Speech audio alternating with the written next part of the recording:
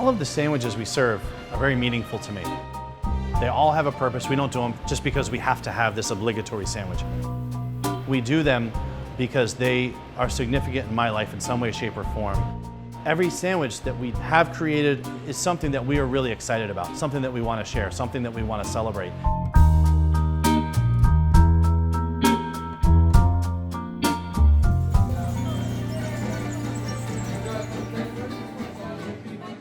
We started with like 8 sandwiches, 4 hot, 4 cold. It was like this romantic vision. I'll build a brand of meat and then I'll build my first customer. They'll have to be codependent on each other and it'll be great. And anything that happens after that will be gravy. I was born in North Carolina. I was raised in New Jersey. And so I was exposed to pork roll at a young age. Now I'm a Jewish Southern boy living in New England. And so I thought it would be fun to introduce pork roll to New England. So one of our signature breakfast sandwiches is a pork roll, egg, and cheese. The pork roll itself is really interesting as a breakfast meat because it's a combination of our breakfast sausage and our bacon ground together.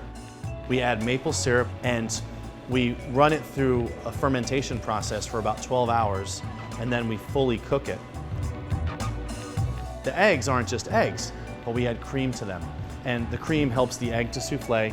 And then you have to have American cheese, in my opinion, on a true, breakfast sandwich. I have an obsession with Tabasco. So a little bit of Heinz ketchup, a little bit of Tabasco, and you need the perfect vessel to deliver all of this goodness.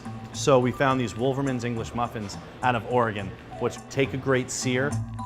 For me, that's like the ultimate take you through from breakfast to lunch sandwich. No one really celebrates bologna anymore, but if you look at the components that go into it, it's almost like a giant hot dog. It's awesome,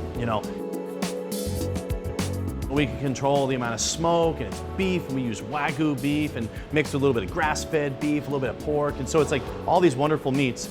I wanted to create a sandwich that was just super nostalgic. Remember when you're in school and you were putting the chips on your sandwich just to give it that extra edge? So we did. When we first opened the deli, I was like, oh, if you have a sandwich, you gotta have chips. What if we made our own and put a little truffle salt on there? Now you've got this bologna sandwich that's on white bread with American cheese, French's mustard, jalapeno relish, truffle chips, and then piled high with bologna.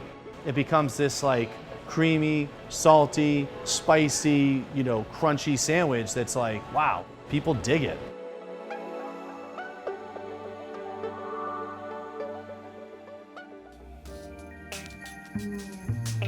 The banh mi is like super special to me. One thing I always noticed, it was like a ton of vegetables and a little bit of meat on this like wonderful little French baguette. And so I was like, I want to kind of rethink that one a little bit. I kind of did some research as to like the composition of a banh mi. And it's really when France occupied Vietnam and how that influenced their cuisine. So I said, all right, well, let's come up with a creamy texture. So we're gonna do the chicken liver mousse. Then I've seen them with a lot of pate, so we have to do slices of the country pate. Then we put, some ham, some smoked ham, because it's very French. And so all these like super French components. Then we have to do some sort of pork belly. So we'll do a Sriracha pork belly. We sear it on the plancha. Now all the sugars in it on the outside caramelize and the inside stays unctuous. And then now we have to introduce the Vietnamese piece. So we have these super crunchy, awesome vegetables, cucumber, daikon, carrot, and then piles of like, cilantro and mint leaves on there just to cram it in there. So now you're sandwiched with all this creamy, dense, rich meat, and then this like awesome vegetal explosion of like, now you're doing something good for yourself, right?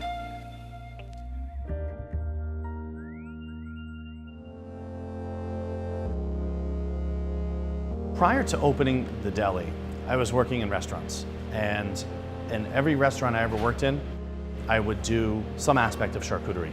And that was the thing that always stressed me out about charcuterie, was that, you try to do it in a restaurant setting and you'd have to hide it from the health department. When we first started making the meats, we did it here in the deli. And it was like such a great point of pride to create a federally inspected charcuterie manufacturing facility. Now we have a 10,000 square foot manufacturing facility where we're doing thousands of pounds a day. And that's pretty special. Every single protein that we work with has a special story. The salts we use, the meat we source, all very important. I get to showcase 180 different types of meat. I walk in here every single day for 5 years now, never gets old, to see your culinary history. That first pate you made at 19, still making it 20 plus years later. The pastrami you did at the golf course when you worked in Tahoe, the salami you first made hanging off of a PVC pipe in the mountains. All of those things, it's just like, it's so cool. And it's all in one spot. People still can't get their head around every single meat in here we make. They're looking for other labels, but it's all our label.